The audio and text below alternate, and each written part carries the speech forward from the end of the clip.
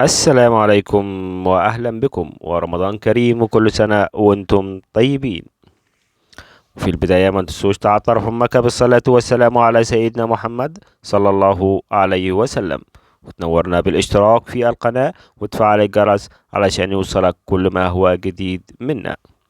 وزي ما عودنا الفنان رامز جلال من كل سنة في شهر رمضان بيقدم لنا برنامج المقالب، والسنة دي بيقدم برنامج مختلف جدا عن كل سنة، والبرنامج اللي بيقدمه السنة بعنوان رامز نيفر اند.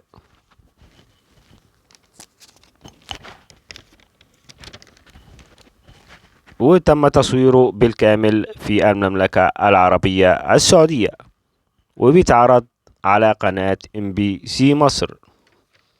والنهاردة طبعا الحلقة كانت الرابعة، وكانت للفنان محمد فؤاد، وكانت حلقة حلوة وفيها أثارة، وكان بيغني فيها الفنان محمد فؤاد.